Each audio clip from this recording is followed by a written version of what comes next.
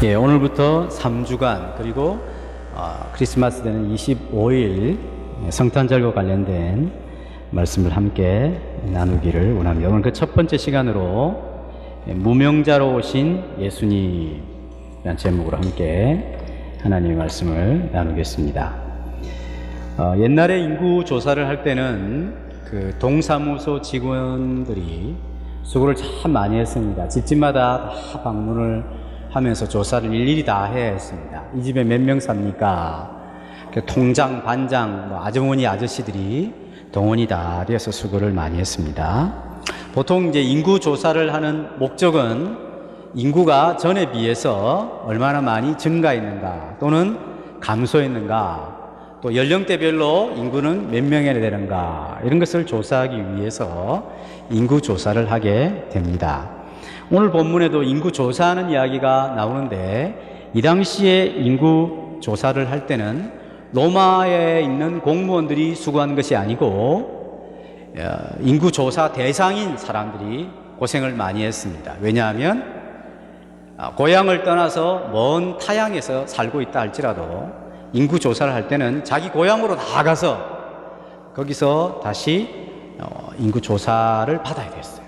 그러니까 굉장히 고생스러웠겠죠. 이 당시에 인구 조사하는 목적은 군인들을 모집하기 위해서 인구 조사를 했습니다. 또 국가에서 세금을 적절하게 거둬들여서 이익을 창출한다든지 또 국가 재산을 늘리기 위해서 인구 조사를 하게 되었습니다. 그러다 보니까 멀리 있는, 자기 고향을 떠나서 멀리 있는 사람들이 자기 고향으로 돌아가야 되니까 마치 우리나라 설날이나 추석 때처럼 민족 대이동이 일어나게 되었다고 우리는 추측해 볼 수 있는 것이죠. 물론 유대인들은 군사로 로마 군대로 모집되지는 않았습니다. 아마도 이제 로마가 유대인들 이스라엘을 통치하고 있었기 때문에 그 로마에다가 바쳐야 될 세금을 적절하게 환수하도록 하기 위해서 인구조사를 했던 것 같습니다. 오늘 본문에는 이름 석자만 돼도 누구나 다 알 수 있는 굉장히 유명한 사람 두 사람을 소개해 주고 있습니다. 한 사람은 가이사 아구스도라 그랬습니다. 가이사 아구스도. 가이사가 이 말은 시저. 아구스도 이 말은 아우구스투스입니다. 여러분들 역사책 세계사 쪽에 누구로 나왔냐 하면 옥타비아누스로 알려진 인물이라 알 수 있습니다. 예수님 오시기 전 63년 전부터 예수님 오신 AD 14년까지 로마 최초의 황제였습니다. 최초의 황제. 이 사람은 로마 원로원으로부터 아우구스투스, 존귀한 자라는 뜻입니다. 이렇게 불리는 이름을 얻은 최초의 로마 황제입니다. 로마 제국이 엄청나게 컸는데 그 로마 제국 전체를 이 한 사람의 권력으로 통치할 만큼 그 권력과 통치력이 탁월했던 사람입니다. 8월달을 영어로 뭐라 그러죠? 어거스트 그러죠. 이 사람에게서 나온 것입니다. 로마 통치자들이 여러 명이 있었지만 그 중에서도 가장 위대한 통치자로 꼽히는 사람이 이 아우구스투스 옥타비아누스입니다. 그는 훌륭한 재정가요, 또 행정가였습니다. 학술과 문학을 많이 장려해서 로마 문화의 황금 시대를 열었던 사람이기도 합니다. 여러 내란들이 있었지만 그 내란을 다 종식시키고 통일 로마를 만들어서 로마 제국 전역에 번영과 평화를 가져다 준 사람이죠. 그래서 팍스 로마나 라틴어로 로마의 평화라고 하는 그런 말이 나올 정도로 이 사람의 통치 영역이 대단했습니다. 그러니까 이 사람이 천하를 다 호적하라, 천하를 움직일 수 있는 사람이 이 시저 가이사 아구스도였습니다. 또 한 사람의 유명한 사람은 여기 구레뇨라고 하는 총독입니다. 수리아 총독. 이 사람은 실제적으로 이스라엘 유대 지역에 실제를 행사할 수 있는, 실력을 행사할 수 있는 사람이 구레뇨 총독이었습니다. 이 구레뇨 총독은 사실은 주후 6년의 총독이 됩니다. 역사적으로. 그러면 성경의 내용이 안 맞습니다.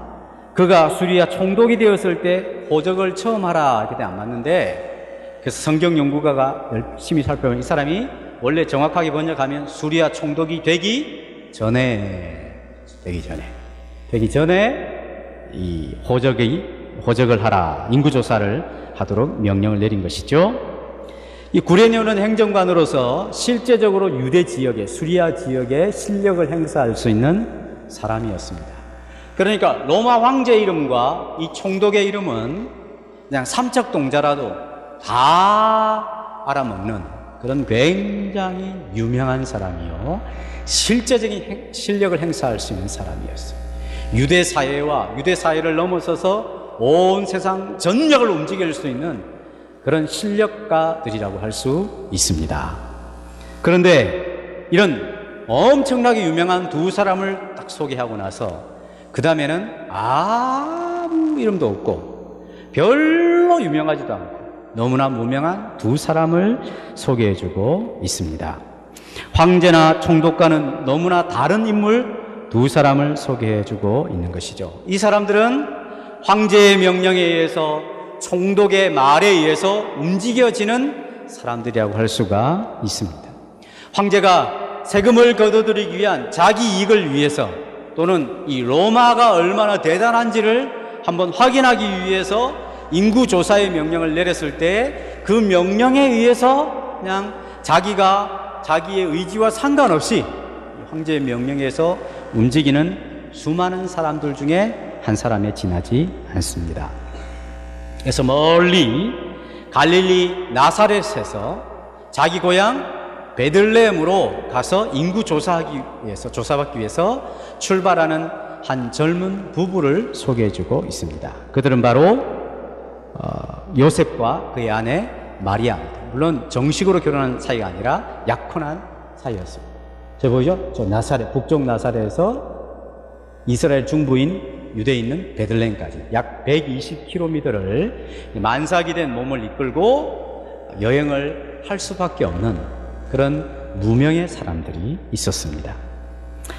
참 이들에게 딱한 것은 베들레헴에 왔는데 이제 고향 사람들이 여러 명이 왔을 거예요. 아니에요. 근데 이 만삭이 되었는데도 마땅하게 기거할 방이 없었어요. 여관이 다 차버려가지고. 그래서 해산할 날이 다 차서 아기를 낳았는데, 그 당시에는 집안에 이렇게 사람도 살고 가축들도 같이 있고 막 그런 집의 구조가 있었던 거예요. 그래서 아기를 낳아서 따로 뉘울 만한 공간이 없어서 말밥통에, 말구유에 아기를 뉘을 정도로 그렇게 불쌍하고 딱한 처지에 있는 무명의 사람들을 소개해주고 있습니다. 더 많은 부를 얻기 위해서 천하를 호령하는 사람이 있습니다. 더 많은 권력을 손에 쥐기 위해서 온 천하를 움직이는 사람이 있습니다. 그래서 호적을 하라고 명령을 내리는 그 권세가들이 있어요. 이 사람들의 말 한마디와 이 사람들의 생각과 이 사람들의 계획에 의해서 수많은 사람들이 민족 대이동을 하는 거예요. 임산부고 뭐고 필요 없어요. 무조건 이 명령에 순종해야 되는 거예요. 120km 무슨 차가 있겠어요, 그죠? 120km. 여기서 대구까지 가야 돼요. 대구까지. 그죠? 거의 대구까지 가야 되죠. 그런 거리를 그냥 가야 돼요. 몇몇의 유명한 사람들에 의하여 수많은 대다수의 무명한 사람들이 생활의 불편함과 딱한 처지에도 불구하고 움직여야 되는 그런 시대적인 배경이 있었다는 것을 알 수 있습니다. 이 세상은 다 이 유명한 사람들에 의해서 다 주도되는 것처럼 보입니다. 그죠? 우리는 대부분 무명한 사람들이죠. 무명한 사람들. 로마 황제와 로마라는 거대한 제국에 의해 모든 세상이 통제를 받는 것처럼 보이죠. 세금을 더 받기 위해서, 더 모으기 위해서 호적을 하라고 하면 별 수 없이 거기에 다 순종을 해야 하는 거예요. 토를 달 수 없어요. 예수 믿는 성도는 이 땅에서 마치 이 무명한 사람들과 같습니다. 요즘 경찰 아저씨들이 길에 너무 많이 나와 있죠. 세금이 막 엄청나게 거둬들이죠. 그래서 요즘은 교통법규 잘 지키는 게 돈 버는 겁니다. 운전이라고 하는 것이 습관이기 때문에 늘 이제 이 교통경찰한테 걸리는 사람들은 그 옛날 습관 때문에 대부분 걸리죠. 물론 잘 지키다가 어쩌다가 정말 우리 하는 말로 재수 없이 한 번 어겼는데 딱 돌아왔는데 경찰이서 이리 오라고 하는 수 없이 뭐 잡히는 그런 경우가 있지만 대부분은 다 자기 습관이죠, 습관. 어제도 보니까 제가 이제 제가 여기 중간에서 그냥 푸른 신호등이라도 바로 좌회전하고 들어오랬거든요. 절대 안 그럽니다. 저까지 가서 유턴을 받아서 오더니 아니면 거기 근데 저기서 딱 좌회전 딱 트니까 벌써 2명이 딱 잡혀가 있더라고요. 아이고, 아침 이런 시간이었어요. 아이고, 출근 시간에 얼마나 마음이 힘드실까. 세금을 안 걷어들여가지고 그 유명한 사람들을 안 건드리는 거죠. 이 무명한 사람들을 건드리는 거죠. 힘도 없으니까 우리가. 기독교인들의 삶이 이렇습니다. 유명한 사람들에 의해서 우리는 그저 움직여지고 하라면 하고 그냥 누구라면 눕고 좌로 굴러 우로 굴러 우리는 좌로 구르고 우로 구르고 대부분 다 그렇습니다. 예수 믿으면 하나님의 자녀가 되고 왕노릇 해야 되고 이러는데 이거 왕노릇 하는 것이 아니라 우리를 안 알아줍니다. 세상이 더 이상하게 생각을 하고 우리는 세금을 내야 세금 안 낼 수가 없어요. 우리 안 내려고 막 조금 내려고 막 더 애를 쓰고 막 이렇게 하잖아요. 이렇게 하면 어떨까 저렇게 하면 어떨까 막 우린 그런 세상에서 살아가는 것이 기독교인의 삶입니다. 교수님이 숙제 내라 그러면 그 교수님이 아무리 인격이 어떻고 저떻고 하네 크리스찬 학생들은 열심히 숙제 내야 됩니다. 나는 그리스도인들이 숙제 안 해도 돼 이렇게 할 수 없습니다. 그러면 학점에 굉장히 애로사항이 많죠. 내야 합니다. 우리는 직장을 다니게 되면 직장이라고 하는 단체에서 주는 규약과 규례가 하는 것이 있습니다. 나는 예수 믿기 때문에 거기에 자유로울 수 있어. 그럴 수 없습니다. 거기에 매여야 합니다. 봉급 그거 얼마 받는 것 때문에 막 싫은 소리 들어가면서 에이씨 그만둘까 하다가도 자식이 아른아른거리고 와이프 생각을 하게 되면 야 이거 그러면 안 되지 하면서 자존심 죽어가면서 그것도 해야 되는 것이죠. 예수 믿는 삶은 그런 것입니다. 모든 사람들이 그런 것처럼 우리 또한 그렇게 삽니다. 그래서 그 유명한 사람들에 의해서 모든 세상이 좌우되고 다 통제되는 것처럼 그래서 예수 믿는다는 건 도대체 뭘까? 뭐야 이거 아무것도 아니잖아 이런 좌절을 느낄 때가 있습니다. 그러나 성경은 그렇게 말하지 않습니다.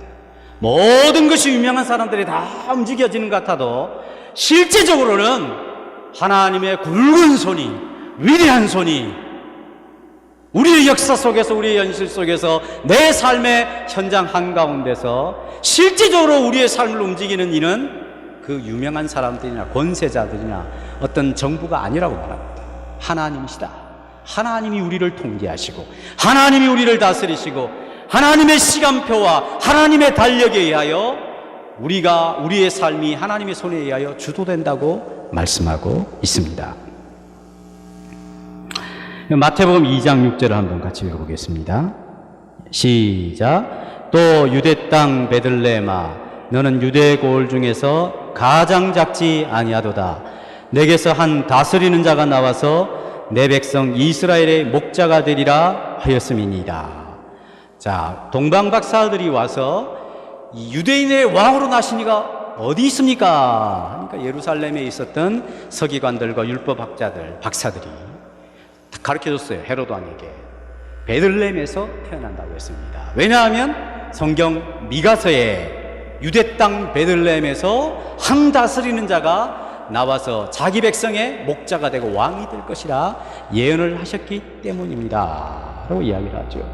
지금 이 요셉은 어디에 있었냐 하면 이스라엘의 맨 북단에 있었어요. 북단에. 왜 거기서 살았는지 모르지만 그 갈릴리 나사렛이라고 하는 그곳에서 살았어요. 마리아하고 거기 있었어요. 그런데 이제 성령으로 마리아가 잉태되어서 이 아구스도가 천하를 호적하여 자기 고향에 가서 호적을 하라 하니까 그 호적의 명령을 따라서 자기 고향인 이 다윗의 동네인 베들레헴으로 오게 된 것이죠. 근데 해산할 날이 마침 되어서 거기서 아기를 낳았어요.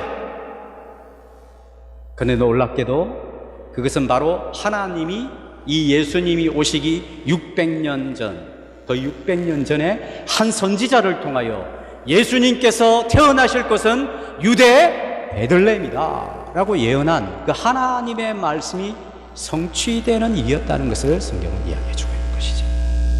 놀라운 일 아닙니까? 남의 일이니까 별로 안 놀라지. 내 일이면 이만 머리가 쭈뼛쭈뼛 서고 그렇게 될 일이죠. 그렇잖아요. 놀라운 일이죠. 아구스도라고 하는 사람은 신처럼 들리는 사람들로부터 역임을 받던 사람이었어요. 하나님과는 아무런 관련이 없는 사람입니다. 도리어 하나님께 적대적인 사람이 이 아구스도였어요. 이 사람을 통해서는 하나님의 뜻이 일어날 것이라 기대하는 사람은 이 세상에 아무도 없어요. 근데 세상에 이 사람이 자기 권력을 유지하고 세금을 거둬들이고 그렇게 하기 위해서 천하를 호적했는데 하나님이 무슨 일을 행하십니까? 자신의 약속의 말씀을 이를 통하여 이루시는 것이죠. 유대 땅 베들레헴에 장차 온 세상을 구원할 진정한 왕이요 메시아가 태어나게 될 것을 예언했는데 그 예언이 아구스도의 명령에 의하여 성취되더라 하는 것입니다. 이 세상의 역사는 유명한 자들이 다 주도되는 것 같고 정부 지도자에 의해서 주도되는 것 같고 어떤 회사의 CEO나 중력이나 의해서 다 주도되는 것 같지만 성경은 그렇게 말하지 않습니다. 하나님이 일하신다. 하나님의 손이 우리 안에 있다. 하나님이 살아서 자기 뜻을 이루어 가신다라고 말씀하고 있는 것입니다. 하나님의 시간표가 있는 것이죠. 하나님의 달력이 있는 것입니다. 그래서 어떤 권사자를 통하여 하나님이 일하시고 어떤 유명한 사람들을 통하여서 하나님이 일하시는 것입니다. 물론 우리 삶에는 너무너무 제한된 것 같아요. 우리 너무 무력한 것 같아요. 명령하니까 이 아내를 데리고 그 머나먼 길을 어떻게 갈 수 있을까 이런 생각을 하게 되는 것이죠. 도착했더니만 고향 사람들이니까 다 안면이 있겠지만 자기들이 기숙할 만한 공간이 없는 거예요. 세상에 한 임산부면 이거 완전 절박한 응급환자에게 내줄 방이 없는 거예요.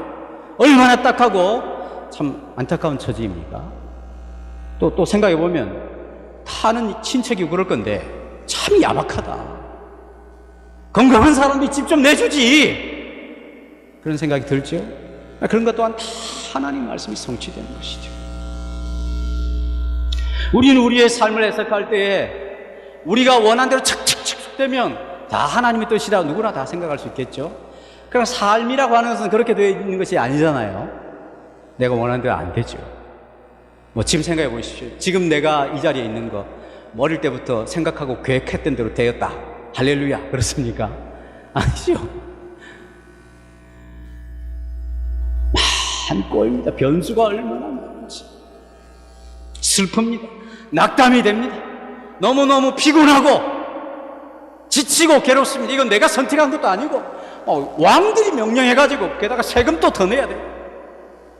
나 혼자 가는 거 모르겠지만 불편한 안에 이끌고 가야 되고 책임을 져야 되는 가족이 있고 보통 일이에요. 그런데 불구하고 그 모든 것을 통하여 우리들은 쉽게 포기하고 어떻게 내 삶 속에 하나님의 손이 왜 안 나타나는 거야 이렇게 생각할 수 있지만 하나님은 나의 삶을 통하여 자기의 뜻을 이루어 가시며 나를 가장 복되게 만들어 가실 수 있으십니다. 그것이 하나님의 시간표 달려있죠. 요셉을 잘 알지 않습니까? 17살 한참 예민한 나이에 배다른 형들에게 배신을 당해가지고 죽을 뻔했다가 형들이 자기를 죽이려고 했어요. 그러다가 죽이니 차라리 돈 주고 팔자. 그래 애굽에 팔았어요. 다른 나라로 가서 그냥 이 안락동에서 팔려가 명장동에 간 게 아닙니다. 한 나라에서 팔려가지고 애굽이라고 하는 나라에 팔렸어요.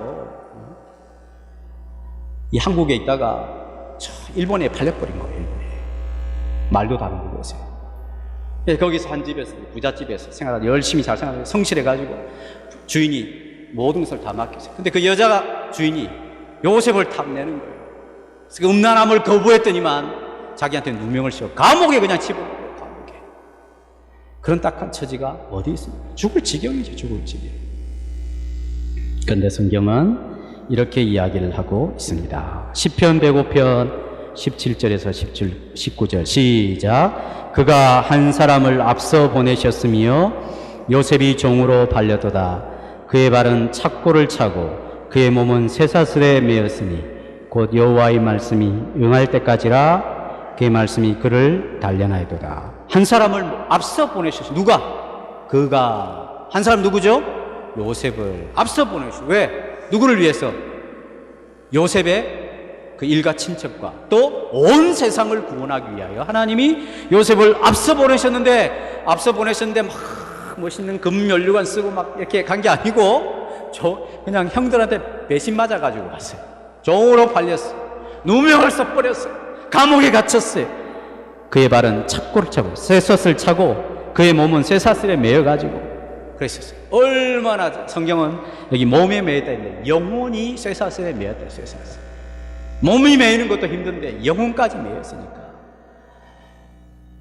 육체적인 장애를 가지신 분들의 참 고통은 이 육체적인 장애가 정신적 장애까지 오잖아요. 이중장애가 오죠. 그런데 육체적인 장애를 가지신 분들 중에도 정신적으로 몸이 건강한 사람보다 훨씬 더 정신이 건강한 사람이 있어요. 그런 사람들을 대할 때마다 몸이 건강한 사람이 굉장히 도전을 하죠. 근데 요셉은 영혼이 쇠사슬에 매여있어요. 본문은 그렇게 나왔어요. 얼마나 힘들었겠어요. 근데 여호와의 말씀이 응할 때까지라. 그 말이 뭐예요? 하나님의 시간표가 있는 거예요. 하나님의 달력이 있는 거예요. 요셉이 눈치채지 못하는 하나님의 시간표. 요셉을 감옥에 넣었던 보디발이 알아차리지 못하는 하나님의 시간표. 그 하나님의 달력이 있는 것이죠. 물론 이런 본문을 읽을 때 눈물이 왈칵 쏟아질 것 같습니다. 너무 괴롭구나. 너무 슬프구나. 너무 딱하구나. 한번 요셉의 처지도 생각해 보세요. 예수님의 아버지 요셉과 마리아를 한번 생각해 보세요. 얼마나 힘들었겠어요. 고향에 왔는데 세상에 아내가 임신해가지고 지금 자식을 낳아야 되는데 방도 안 내주는 그런 야박한 환경. 얼마든지 불평할 수 있는 거죠. 그런데 하나님의 시간표. 거기서 묵묵히 일하시는 하나님 있는 거죠. 믿음이라고 하는 것은 한눈에 보이는 게 아니에요. 다 막 손에 잡히고 발에 걸거치고 막 이런 게 아니란 말이죠. 주의 약속의 말씀을 믿고 내 슬픈 상황 속에서 낙심되는 환경 속에서 내 뜻대로 안 되는 일 가운데서 유명한 사람들의 명령에 막 주도되고 그래서 나는 그저 수동적으로 거기에 움직여줄 수밖에 없는 그런 절박한 속에서 우리 하나님이 살아계시고 당신이 일하실 것이다. 하나님의 시간표대로 일하실 것이다. 그 가운데 내가 있다. 이것이 믿음인 것이죠. 그를 단련하였습니다. 그래서 요셉이 나중에 형들을 만나게 해줘. 형들이 이제 와 이거 이제 죽었다 이렇게 생각할 때 요셉이 이렇게 말합니다. 창세기 45장 5절 시작. 당신이 나를 이곳에 팔았으므로 근심하지 마소서, 한탄하지 마소서. 하나님이 생명을 구원하시려고 나를 당신들 앞서 보내셨나이다. 요셉이 이제 알게 되는 거죠. 하나님의 시간표와 하나님의 달력이 나에게도 있는 것이구나. 나도 포함된 것이구나.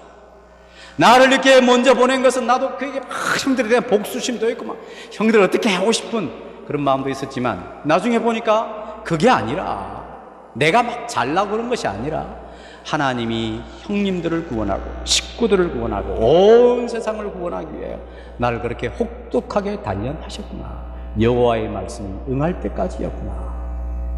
그러니까 형들에 대하여 복수를 할 수 없는 것, 다 용서를 해주는 것입니다. 하나님은 뜻을 정하시고 그 뜻이 성취되는 쪽으로 일하시는 분이십니다. 불편함이 있어요. 아쉬움이 있습니다. 그런데 이 아구수도의 명령에 의하여 그냥 거기에 순종할 수밖에 없는 그런 열악한 처지에 있지만 하나님은 그런 일들을 통하여서 하나님의 뜻을 이루어 가시는 분이십니다. 그것이 좋은 환경일 수도 있고 나쁜 환경일 수도 있습니다. 확실한 것은 하나님은 자신의 시간표를 따라서 당신의 계획을 따라 그 뜻을 성취하시는 쪽으로 일하신다는 것입니다. 그러한 하나님의 뜻과 계획을 우리들이 알고 우리들의 불편함과 아쉬움과 우리의 한계와 우리의 슬픔과 우리의 낙심과 여러 열악한 환경 속에서도 이런 하나님이 나의 하나님이 되시고 나를 통하여 일하시고 계신다. 이 믿음을 우리가 갖기를 원하는 것이죠. 그래서 이 세상은 하나님의 다스림 속에 있습니다. 아구스도가 다스리는 거 아니에요. 하나님이 다스리십니다. 그러므로 우리가 하나님의 뜻을 알기를 힘쓰고 이러한 하나님이 일하심에 대한 원리를 깨닫고 하나님을 신뢰하고 우리의 처지 속에서 하나님께 순복하는 순종하는 삶의 태도와 훈련을 계속하는 하나님의 사람들이 되어야 하는 것입니다. 그럴 때 하나님은 그 사람들을 통하여 하나님의 일들을 이루십니다. 우리 자신과 우리의 자녀들이 이렇게 하나님의 뜻에 반응하며 순종하는 은혜가 있기를 주님의 이름으로 축복합니다.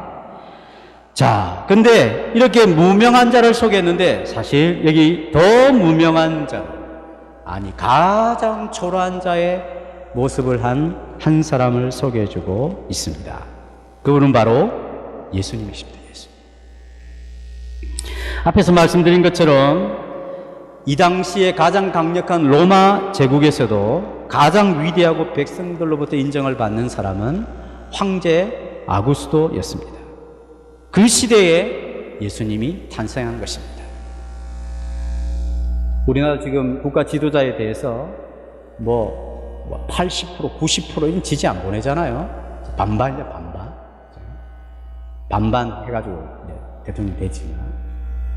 근데 이 당시에 황제 아구스토는 그런 사람이 아니었어요. 거의 전폭적인 백성들의 지지를 받고 신과 같이 떠받들리는 그런 사람이었습니다. 그런 시대에 예수님이 태어나는 것이죠. 적대자들도 많고 그 다음에 정치적인 적도 많은 그런 지도자가 있을 때 예수님이 태어난 게 아니고 모든 이목을 집중받고 모든 관심을 집중받는 황제가 제위하고 있을 때에 예수님이 태어나셨습니다. 예수님은 하나님이세요. 하나님이신 그분이 사람의 몸을 입고 이 땅에 오신 것이죠. 이 땅에 어떤 높은 것으로 비교할 수 없는 하늘의 보좌를 버리시고 이 땅에 사람의 모습으로 오셨을 때에 가장 낮은 곳에 오시게 되었습니다. 신처럼 떠받들리고 모든 백성들로부터 존경과 칭송을 받던 황제에 비해서 예수님은 너무너무 초라한 모습으로 등장하고 있는 것입니다. 누일 곳이 없어서 말밥통에 강보로 쌓여가지고 포대기로 쌓여가지고 누여 있는 그분이 하나님이시다. 이해가 안 되는 거죠. 이 세상이 기대하는 메시아나 이 세상이 기대하는 하나님이 보내실 인생의 구원자와 왕으로서의 모습과는 너무나 다른 것입니다. 그래서 당황하죠. 다 그때 예수님이 나타날 때 당황하셨어요. 완전히 당황하셨어요. 크리스마스 카드에 나오는 굉장히 분위기가 있고 참 정적이고 그런 평온함이 있는 그런 게 아닙니다. 그런 게 아니에요. 너무나 절박하고 깨끗한 마구간이 아니라 더럽고 냄새나는 그런 마구간에 예수님이 태어나셔서 거기에 뉘어있는 가장 비참한 환경에서 태어나신 온 세상을 구원하실 왕으로 오셨다 하는 것입니다. 예수님은 자기 부인을 하신 분이죠. 낮아지셨습니다. 그리고 온 세상을 섬겼어요. 자신의 목숨을 주시기까지 세상을 섬겼습니다. 하나님께서 세상을 바꾸는 방식은 이와 같이 온 세상을 호령하는 통치자에 의하여 세상을 바꾸시지 않으십니다. 있는 사람, 귀족들, 권력자, 많이 배운 사람, 이런 사람을 통하여 하나님이 세상을 바꾸시는 방법을 취하지 않으셨습니다. 예수님을 보십시오. 그를 통하여 온 세상을 바꾸시기로 하나님께서 작정을 하셨습니다. 그래서 그를 어떤 자로 보내시냐면 온 세상이 아구수도를 추앙하고 온 세상의 시선이 아구수도를 향하여 있을 때 아무도 주목하지 않는 말밥통에 포대기 하나로 쌓여가지고 누여있는 아기 예수, 냄새나는 그곳에 태어나신 그 예수 그리스도를 통하여 온 인류를 구원하시고 온 세상을 변화시키기로 하나님이 작정을 하신 것입니다. 그래서 기독교는 이 세상과는 너무나 다른 가치를 갖고 있다는 것을 우리는 단번에 알 수가 있습니다. 예수님은 이 일을 위하여 하나님으로서 자기를 부인하시죠. 철저하게 낮아지십니다. 죄인들을 대신하여 자신이 죄의 짐을 지시고 십자가에서 죽으십니다. 이런 일을 통하여 세상의 죄인들을 구원하시고 세상의 제도를 개혁해 가시고 유명한 자들을 변화시키시며 무명한 자도 변화시키시는 그런 위대한 하나님의 구원자로서 역할을 하는 것을 볼 수가 있습니다. 우리는 어떤 방식으로 이 세상에 살아가야 되겠습니까? 성탄을 준비하고 맞이하는 우리로서는 우리 예수 믿는 사람, 그런 사람은 어떤 삶의 방식을 취해야 하겠습니까? 그것은 바로 예수 그리스도의 삶의 방식이죠. 우린 그를 추구하고 그를 믿고 그를 따르는 사람이므로 우리의 삶의 기초는 바로 예수님의 삶의 기초를 따르는 방식이 되어야 하는 것입니다. 그것이 바로 이 세상을 예수 믿는 사람들이 어떻게 살아가야 할 것인가 하는 것에 대한 대답이라고 할 수가 있습니다. 1969년부터 1974년 미국 대통령 닉슨 대통령의 특별 고문으로 일했던 사람 중에 한 사람이 찰스 콜슨이라고 하는 사람, 찰스 콜슨.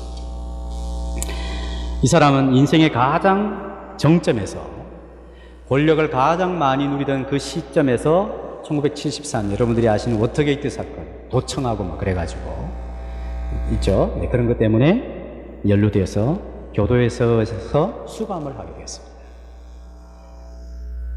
천하를 호령할 수 있는 자리에서 갑자기 죄수가 된 거예요. 우린 그런 거 잘 모르죠. 왜냐하면 우리가 천하를 한번 호령을 한번 해봐야 되는데 그러니까 온 세상을 돈으로 주무를 수 있는 상황이 되었었는데 한꺼번에 졸지에 알거지가 돼버려요. 이런 사람과 같은 것이죠.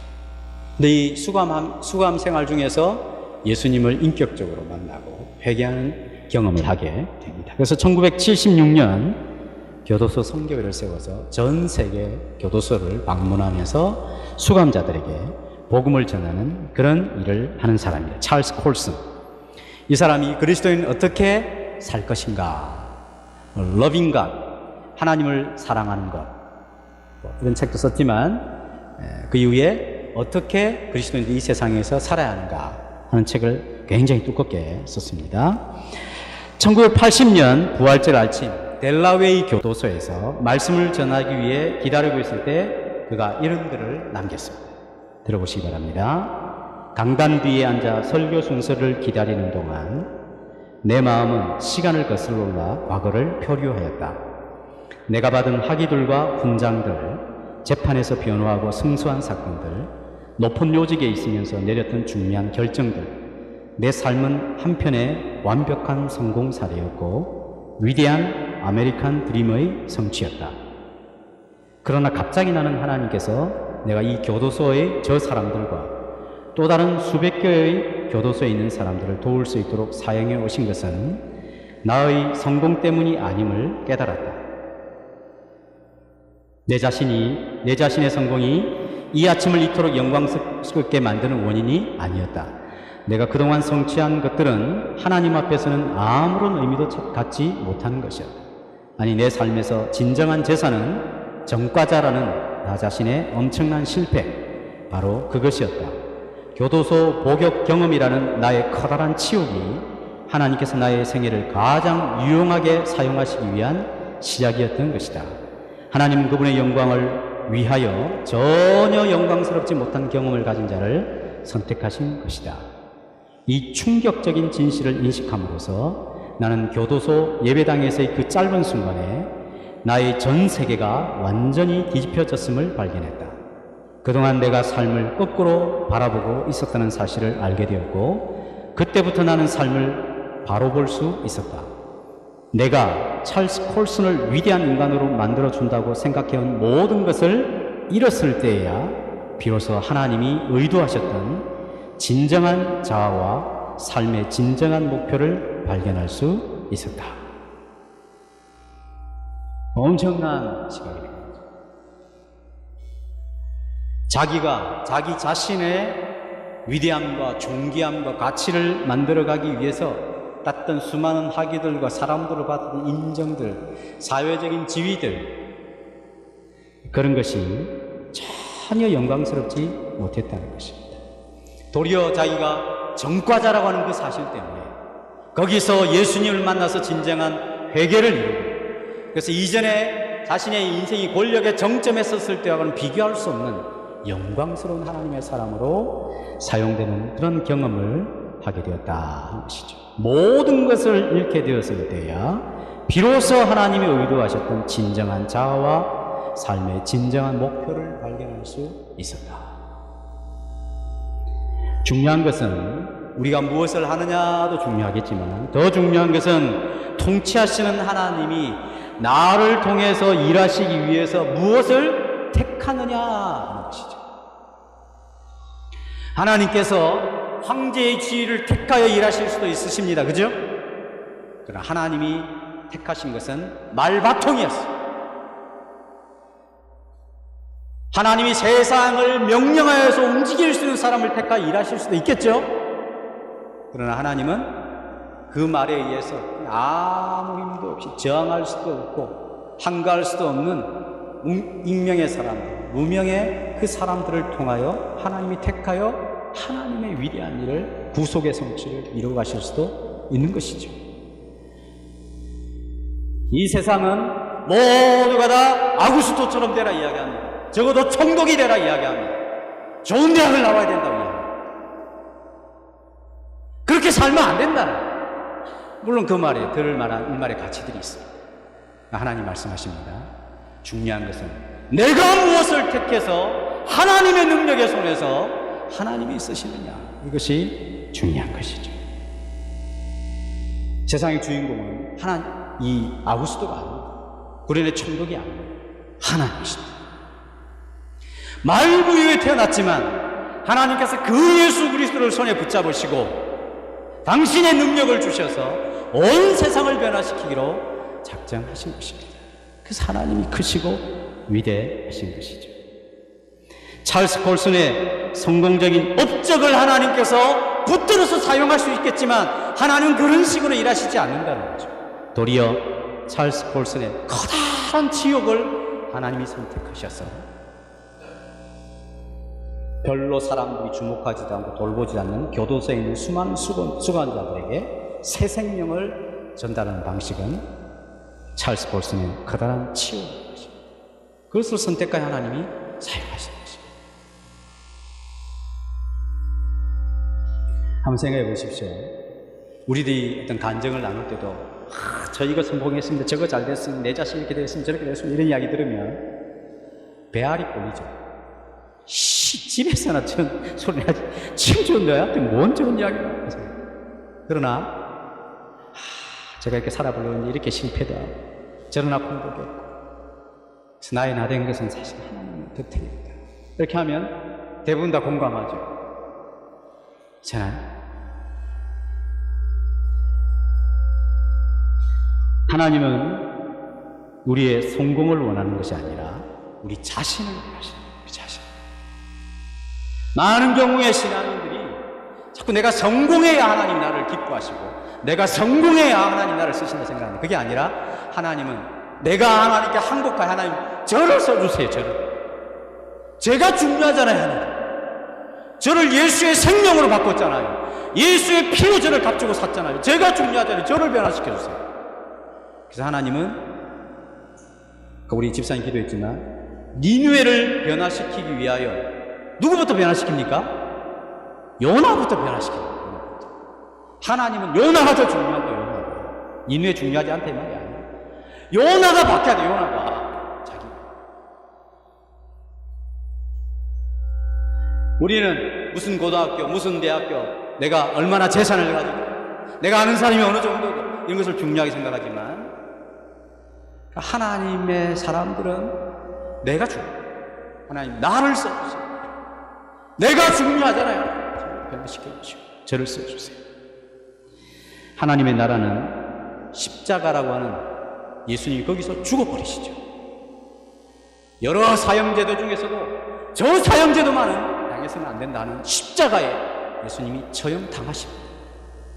그 모든 사람들은 예수님은 실패자라, 실패자. 30대 초반에 죽었어요.